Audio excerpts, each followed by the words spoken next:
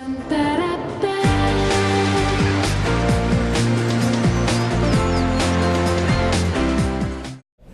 right, Chase, thank you so much. Okay, for those of us that are, really trying to be weight conscious, trying to eat the right things, and trying to keep things under control, we mostly hear, oh, you got to cut out fat, got to cut out fat. But our next guest, Dr. Wood, says that, it's maybe not fat's fault. Might be something else. In fact, maybe you should eat more fat. Well, you have everybody's attention, Dr. Wood. It's great to see you. Great to see you. Kobe Bryant, Matthew McConaughey, and Gwyneth Paltrow are all known for great looks and great figures. Yeah, none of those people are what I would call, exactly. suffering from a weight problem. But what a lot of people don't know is one of their secrets to looking so good is eating a lot of good fat and avoiding sugar. And that's such an important message for people to hear right now because 70% of us are overweight or obese. Prediabetes is higher than ever. Hey, the doctor just told me, she says, look, I know you think you're healthy because you work out and so forth. She said, but you need to lose about 30 pounds. I'm already halfway there just by starting to eat right. And in fact, sugar was one of the things that I said, look, I'm going to look for things that are high in sugar or turn into sugar in the body. Yeah. And in 6 weeks, I lost 15 pounds. And all I did was exercise a little bit and just eat better. I didn't diet. It was really interesting. Yeah. So I'm with you 100%. What is the difference, though, between the way our body deals with fat and the way it deals with sugar? I mean, it does different things chemically in the body. It does. And people don't realize that fat and protein, too, give us messages to our hormones, to our cells, that we've had enough and that we actually get sated and then we're full. So we have a pretty quick response system to those macronutrients. And it lasts. It lasts. So we don't want to overeat. You don't see people gorging on olive oil, right? Right, right. But sugar, we don't have that same response to, so it's super easy to overeat. You can eat a whole bag of cookies and still feel hungry, You know, and you just described most of us when we start getting into the baked stuff and the stuff that's high in sugar. It's like, well, if 1 is good, 10 is great. And you don't feel like you need to stop until they're gone quite often. So I'm terrible with ice cream, for example. And everybody in my family teases me about the big, huge bowl of it. So I know that sugar does something to me. It's 8 times more addictive than cocaine. Okay, there you go. So that pretty much sums it up. Yeah. Let's show people what we're talking about here in terms of portion sizes, things you should eat, things you shouldn't eat. You brought up some great samples here. Yeah.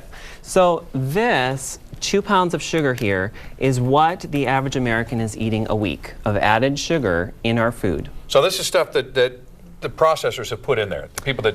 Whether it's in your ketchup, your yogurt, your cookies, your granola bars, it's in there. You mentioned something there that I've got to stop and talk about because my family loves ketchup.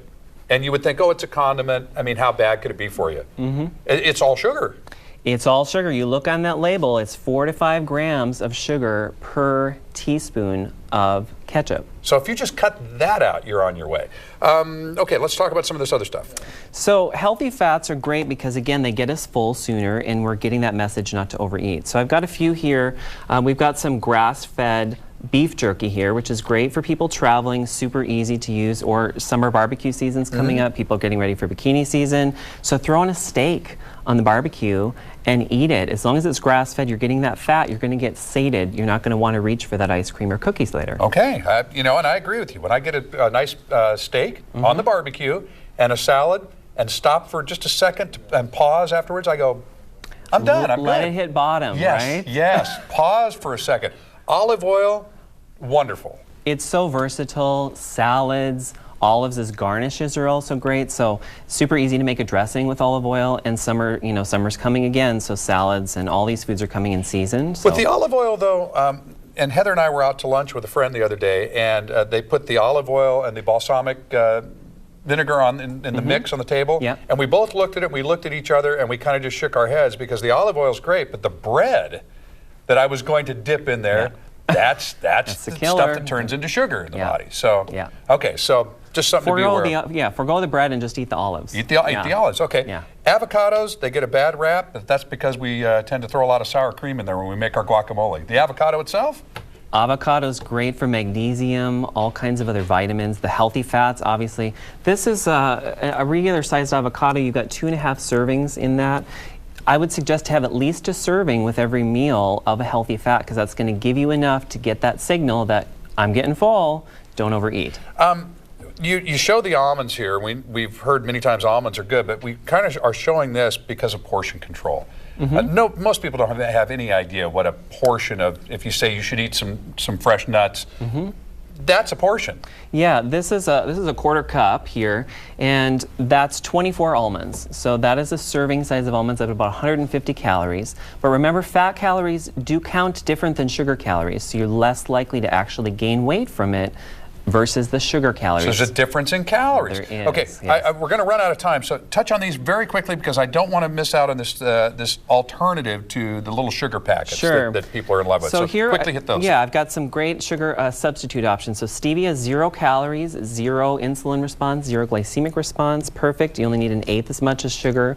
Molasses and coconut palm are great for baking because they got the caramel-rich flavor with more nutrition than sugar. Monk fruit is something a lot of people haven't heard of, from Asia, nothing to do with monks. Okay, but, or monkfish. Right, okay. But only 27% the calories of sugar, so much less. And then last but not least, for artificial sweetener people who think they're doing themselves a favor, we don't want the chemicals, choose organic erythritol instead. This is much better, 0 calories, 0 insulin, 0 weight gain. Now you wanted me to try this monk fruit. Monk fruit sugar, yeah. So, monk fruit sugar. Okay, let me just try that really quickly and just. Yeah, exactly. That actually has a better quality to it than regular sugar. There you out go. Of the packet. Yeah. It's delicious. It's sweet. Yeah. Very much like regular sugar, but it's actually there's something about it that seems less harsh. Yes. It's very nice. Yeah. Okay, Doctor, we want folks to go to your website as well and get more information on all this. Yeah, so drericwoodnd.com is my site. The book, which this is related to, is scientificfatloss.com. Great recipes there for people to figure out what to do. Very good. So, folks, check out the website, check out the book. Doctor, thanks for coming by. My pleasure. And you answered a lot of questions in a very short period of time. Some great info. Okay, up next.